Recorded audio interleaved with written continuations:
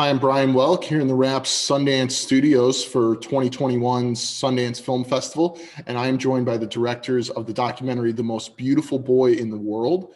I have Christina Lindstrom and Christian Petri. Thank you both for joining me today. Thank you. So this is a film about the actor Bjorn Andersson and from Sweden, and how he became literally the most beautiful boy in the world. He was dubbed that by the director Lucina Visconti. I want to know, how did you come to tell Bjorn's story? Was it that you had met him first, or did you discover the story and want to track him down? We had met him. Christian met him before, and I joined them in one evening, late evening, and I just remember him from my youth. I mean, the icon. So I haven't been around Björn before starting this documentary, but that evening we started to ask about who was that boy, who was the boy that played this role, and what happened to him. And it's such a strong story. We understood that, and we asked him if he wanted to go this road with us. And he was a bit reluctant, of course, because this film he used to say, I mean, years over the decades, he used to say that this is the film, he called it the film, that film that destroyed his life. So it was mixed feelings, but we started to talk about what we wanted to do, and then on with us. Yeah. And that was 5 years ago. 5 years ago that you first met up with him again and started talking. And I mean, you even got to be on set with him for Midsommar, which was unusual, to see a very surreal image to see his once beautiful face now destroyed in this horror movie. I mean, I guess, do you think, I want to ask, does he have a comeback at some point, or is he hoping to get back into acting or doing more of that sort of thing? Actually, he's on set now in Finland, shooting great. a TV series, and he has been doing not a lot. Yeah, he's been sort of doing a TV series and also some feature films and maybe small parts, but really nice parts. So, and he's been doing some film in Denmark, and so he has been active. Yeah. So, and also, as you know, from seeing the film, is much into music, and so he's actually recording 2 songs now, releasing it in a couple of weeks. So he's definitely active. Okay. What most shocked you about the way in which he was treated by Visconti, by the media, by just the culture around him at that time? I assume you knew the icon, you knew the story back when you were younger, but once you really started to take a deeper look at it, what alarmed you about all of it? I think it was certain points, where you sort of get shocked. After a while, you get sort of, you see it and try to say, okay, so this is the context of 1971, I guess, but sometimes I think when we saw the press conference in Cannes in 71, when he said, it's not beautiful anymore, in front of the whole, all these journalists, and it's just like used goods, okay. And that was kind of a horrible moment. It was a piece of archive we found in Italian television, and I'm sure no one has seen it for 50 years. We found this, and obviously the casting film is also one of these moments when you feel over and over again the sort of like, it hurts when you see it, and so it.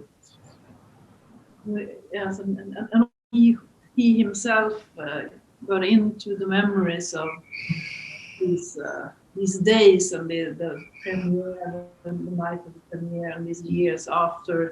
There was a turbulent when he was like floating around in the world, actually, later. Partying, of course, and invited by different people with a lot of money and living in a lot of places. Yeah.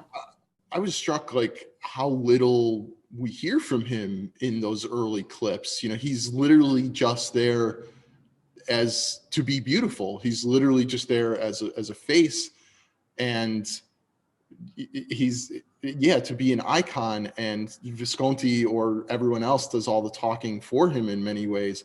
What was his reaction to seeing some of those videos again, or maybe he didn't even want to have anything to do with reliving it? Yes, he has seen the film several times. Okay. So I think he relives different parts of it different time. At first he was a bit reluctant because, you know, people have been asking him questions about death in Venice his whole life. So he was, to put it mildly, a bit fed up with it, you know. But also when he started, I mean, it's layers. After we've been starting to shoot and we started working with him, and you know, we came down to, so there's this complex, you know, the layers of this. It's not all bad also, even though it's, as you said, this is a film that destroyed my life. When you go down a bit later, I mean, the shooting, that was an adventure. He enjoyed that. It was, you know, magic. It was the whole summer shooting this film. It was. And he met this wonderful governess. Yeah, they had such a fun. Yeah, they had a fun time with the other kids around the set, you know, playing Singing, around yeah, and fooling around there, you know. And but it was sort of after the opening, the premiere, it was, and the declaration of him being the most beautiful boy in the world, and then it's sort of like everything turned for him, and it was turned bad. Was there like a turning point for him when he had just had enough and he started, you know, I don't know, just drifting somewhat, or feeling like, yeah, that there was no going back or anything? Was there later on in his life? Yeah. I think that the film experience and what happened after the film and what happened to him and the picture of him, that burden that he has been carrying, that is affected in all years and all his adult life. And I mean, like, he was a teenager, and he was a very he's a very funny guy. He has a lot of humor, and he's very, very talented in his playing piano and guitar and sings. And he had a lot of friends, and he the best in his life was these teenage crew he had around him. Yeah, his friends. His friends, yeah. And they kind of, I mean, everything disappeared after this film as well. Yeah. So he got lost. One of the wildest little moments I saw in this film is you're with him in modern day, and he's singing karaoke to his own song, you know, however many years later. Was that just a marvelous coincidence? How did that moment come about? No, I mean, Japan was also, it's like complex, because when he went there in his youth, he sort of hated going there, and he was scared most of the time. You know, he was sitting locked in a hotel room, and there were screaming girls outside the hotels, you know, thousands just, you know, screaming Björn, Björn, Björn, you know, like, and so he was terrified. And he had also said to us, don't listen. I made no one could listen to these songs, the pop songs. They're terrible. They're terrible. And then when we came to Japan and talked to people around, they said, oh, he's perfect. He's such perfect Japanese. Oh, this is so good. And he started just to like them.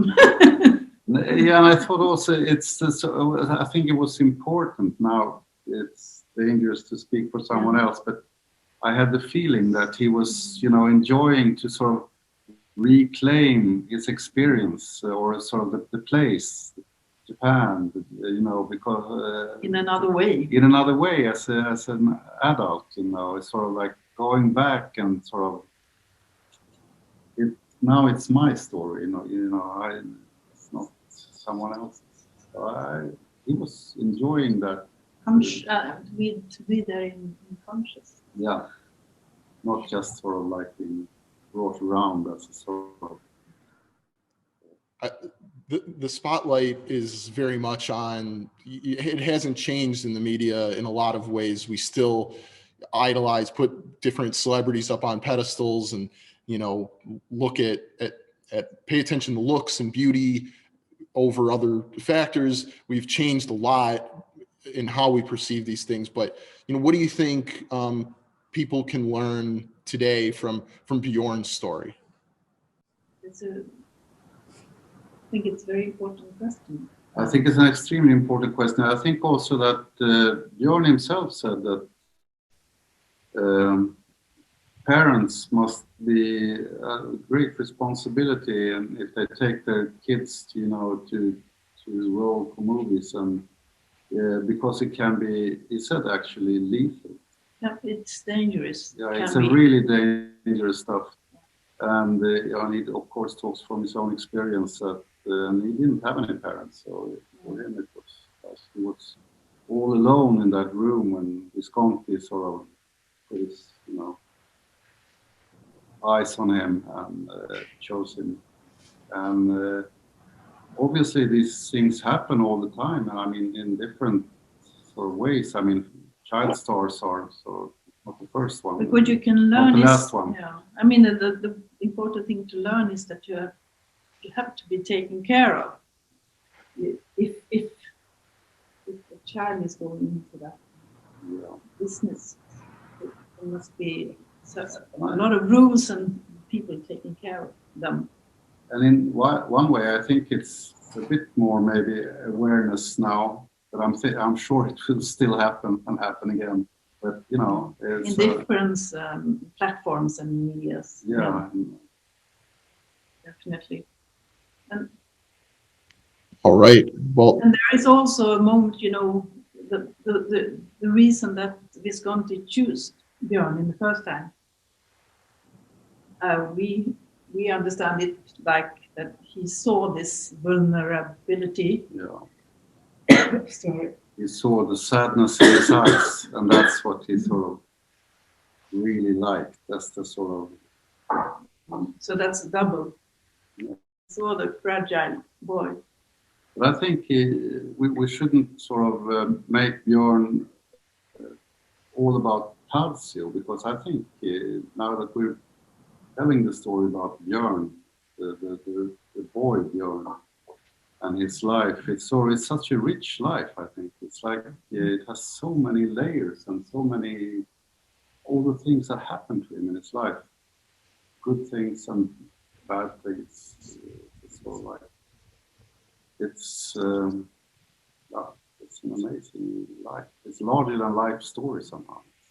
And the important thing is for us that we have keep focus on the boy, the whole film through. Yeah. And then, all right. Well, thank you both so much for talking with me today about this film and about Bjorn.